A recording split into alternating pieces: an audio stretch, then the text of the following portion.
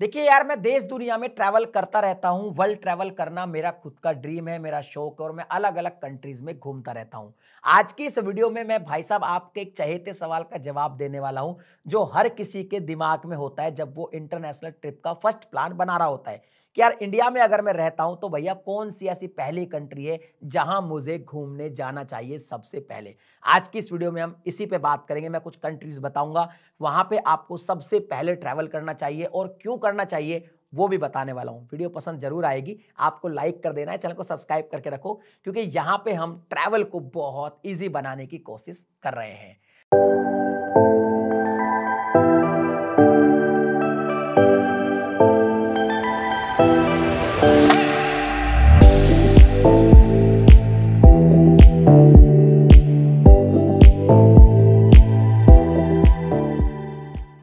देखिए, सबसे पहले अगर आपको किसी भी कंट्री को ट्रैवल करना है इंडिया से, तो देखिए सबसे मोस्ट पॉपुलर कंट्री आती है थाईलैंड। आप थाईलैंड घूम के आ सकते हैं। अब यहाँ पे देखो 2-3 चीज़ें हैं। थाईलैंड के बारे में क्या-क्या बेनिफिट्स है वो बताता हूँ। सबसे पहला, अभी तो फिलहाल थाईलैंड का वीज़ा फ्री चल रहा है और जब अगर मान लो वीडियो जब देख रहे हैं जब वीज़ा फ्री नहीं है, तो वीज़ा ऑन अराइवल भी बहुत ईज़ी होता है। तो थाईलैंड में वीज़ा की कोई ज़्यादा प्रॉब्लम नहीं है। दूसरा, थाईलैंड घूमने में भी सस्ता पड़ता है। वहाँ पे ज़्यादा पैसे आपके खर्च नहीं होते। तीसरी बात ये है कि थाईलैंड घूमने में एक और भी बेनिफिट है कि थाईलैंड में आपको इंडियन फूड भी काफ़ी अच्छे से मिल जाता है और एक बेनिफिट ये भी है कि अगर मान लीजिए आप दोस्तों के साथ घूमना चाह रहे हो, पार्टी करना चाह रहे हो, तो थाईलैंड में पार्टी बहुत बढ़िया कर सकते हो। फुकेट में भी कर सकते हो, बैंकॉक में भी कर सकते हो, पटाया में भी कर सकते हो। इसके अलावा आप मान लीजिए हनीमून पर जा रहे हो, तो थाईलैंड में बहुत अच्छे-अच्छे आइलैंड भी है। आप फुकेट में फिफी आइलैंड जा सकते हो, फिर आप जेम्स बॉन्ड आइलैंड जा सकते हो, आप कराबी घूम सकते हो, है ना? कोह सामुई घूम सकते हो, खाऊ सॉक घूम सकते हो। तो थाईलैंड में ये भी बहुत बढ़िया है कि यहाँ पे आइलैंड भी बहुत ही ज़्यादा बढ़िया है। इसके अलावा अगर आपको भैया शॉपिंग करनी है, शॉपिंग करने के आप शौकीन हैं, तो भी आप थाईलैंड जा सकते हो क्योंकि थाईलैंड में शॉपिंग के भी बहुत बढ़िया ऑप्शन आपको मिल जाते हैं। और अगर आपको टेम्पल वगैरह देखने हैं, तो थाईलैंड के टेम्पल भी नो डाउट बहुत ज़्यादा खूबसूरत हैं।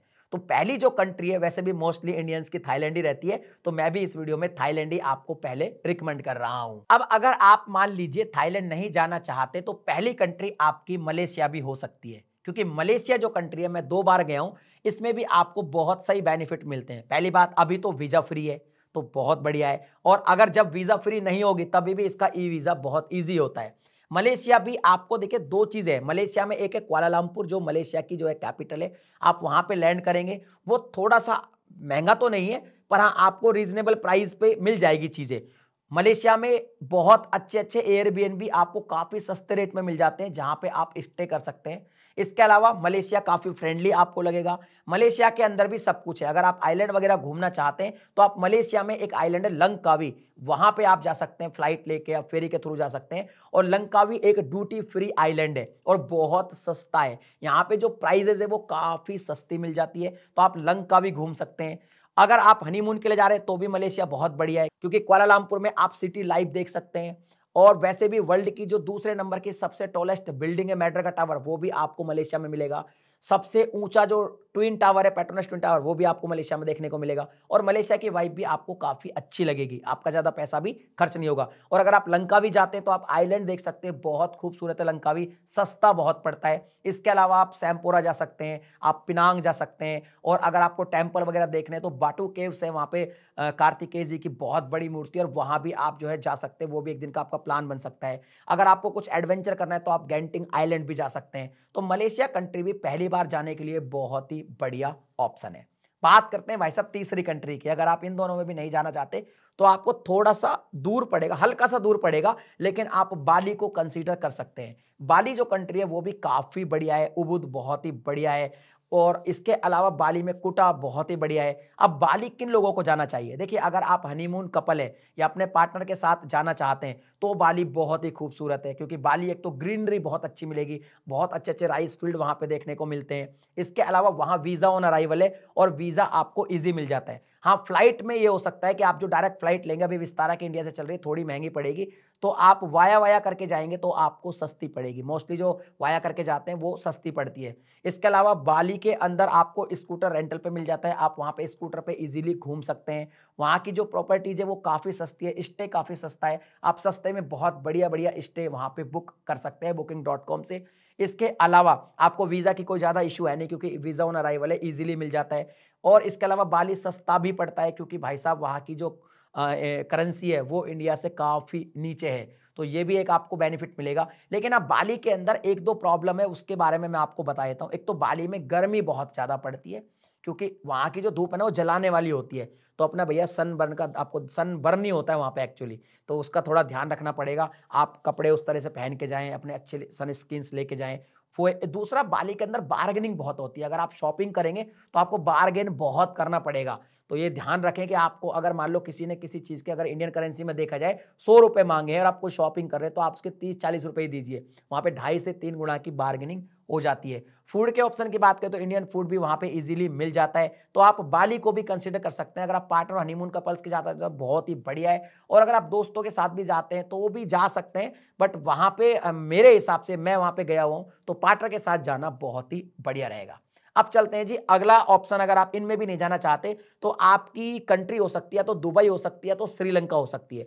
दुबई का ई वीज़ा बहुत ईज़ी होता है और थोड़ा पावरफुल भी होता है वीज़ा, मतलब अच्छा होता है, आप दुबई घूम के आते हैं तो। इसके अलावा आप श्रीलंका जा सकते हैं, श्रीलंका का वीज़ा भी बहुत ईज़ी है। श्रीलंका के अंदर एक प्रॉब्लम आपको ये आएगी कि वहाँ पे गर्मी बहुत ज़्यादा पड़ती है, तो आप विंटर में जाइए दिसंबर, जनवरी में, क्योंकि वहाँ गर्मी बहुत ज़्यादा पड़ती है, ह्यूमिडिटी बहुत होती है। लेकिन श्रीलंका के जो आइलैंड्स हैं वो भी काफ़ी सुंदर है, सुंदर-सुंदर बीचेज़ आपको देखने को मिल जाएँगे। तो आप श्रीलंका जा सकते हैं या फिर आप दुबई जा सकते हैं। दुबई एक ऐसी कंट्री है कि आप दोस्तों के साथ भी घूम सकते हैं, पार्टनर के साथ भी घूम सकते हैं, क्योंकि दुबई के अंदर आपको बहुत कुछ देखने को मिलेगा। दुबई एक ऐसा जगह है कि वहाँ पे आपको एक तो टॉलेस्ट टावर मिलेगा भाई साहब, जो दुनिया की सबसे ऊँची बिल्डिंग है, बुर्ज खलीफा। इसके अलावा दुबई में ही एक ऐसी जगह है कि वहाँ पे जब आप जाओगे तो आपको बहुत सारी चीज़ें ऐसी मिलेंगी जो या तो सबसे बड़ी होंगी वर्ल्ड के अंदर या वर्ल्ड की नंबर 1 होगी। बहुत ही एक बढ़िया, एक अपडेट सिटी, एक फ्यूचरिस्टिक सिटी आपको वहाँ पे देखने को मिलती है। इसके अलावा अगर आपको थोड़ा एडवेंचर करना है तो वहाँ पे जो है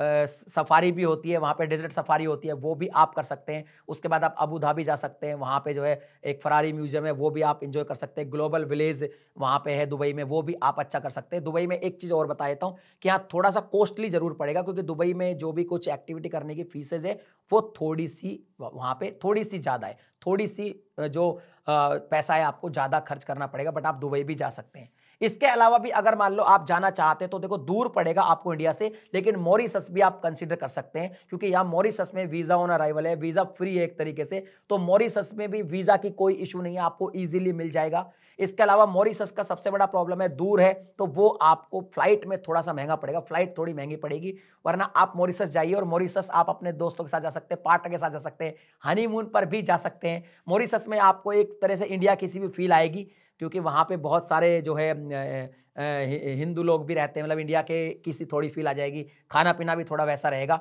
महँगा भी कुछ ज़्यादा नहीं है, आपको एयरपोर्ट से आप कार रेंटल कर लीजिए और कार से आप पूरा का पूरा मॉरिशस घूमकर वापस कार फिर एयरपोर्ट पे जमा करा के आप वापस आ सकते हैं। तो मॉरिशस भी बहुत बढ़िया है, इसको भी आप कंसीडर कर सकते हैं। इसके अलावा आप मालदीव जा सकते हैं, मालदीव भी काफ़ी बढ़िया है क्योंकि वीज़ा वहाँ पे भी फ्री है, वीज़ा बहुत ईज़ी है। तो देखिए मालदीव में क्या होता है कि मालदीव में जो मेन लैंड है वहाँ पे आप जाते हैं तो वहाँ तो चलिए सस्ता आपको पड़ेगा, लेकिन वहाँ पे जो असली मज़ा है वो है भाई साहब, आप वहाँ पे प्राइवेट आइलैंड्स पे जाइए। तो प्राइवेट आइलैंड्स जो बड़ी-बड़ी कंपनियाँ, बड़े-बड़े जो दिग्गज रईस होते हैं वो ऑन करते हैं। तो वहाँ पे ये है कि मालदीव का आपको वीज़ा बहुत ईज़ी है और एक आइलैंड कंट्री है, आपको बहुत ही क्लीन सी वहाँ पे देखने को मिलता है, बट हाँ, बहुत महँगा है, कॉस्टली आपको ज़रूर पड़ेगा। तो ये जितनी भी मैंने कंट्री बताई है, इनमें से आप फर्स्ट बार कोई सी भी कंसीडर कर सकते हैं अपने हिसाब से। ये वो सारी कंट्री है जहाँ पे आपको वीज़ा की कोई प्रॉब्लम नहीं आएगी, आप ईज़िली ट्रैवल कर पाएँगे। जब आप पहली कंट्री घूम लेंगे, दूसरी, तीसरी घूम लेंगे, तो होगा क्या कि आपका जो ट्रैवल हिस्ट्री है वो थोड़ा बहुत बन जाएगा। उसके बाद फिर और कंट्री में आप जा सकते हैं, जैसे रशिया जा सकते हैं, वियतनाम जा सकते हैं और जैसे-जैसे आपकी ट्रैवल हिस्ट्री बनती जाएगी, फिर आपको नॉलेज हो जाएगी कि अब कौन-सी कंट्री जाना है। लेकिन फर्स्ट टाइम में ये जो कंट्री बताई है, ये घूमने में बहुत ईज़ी रहती है। तो आप मुझे कमेंट सेक्शन में लिख के बताइए आप फर्स्ट कंट्री कौन सी घूमने जा रहे हैं। मिलता हूँ अगली वीडियो में नए टॉपिक के साथ, तब तक के लिए जय हिंद।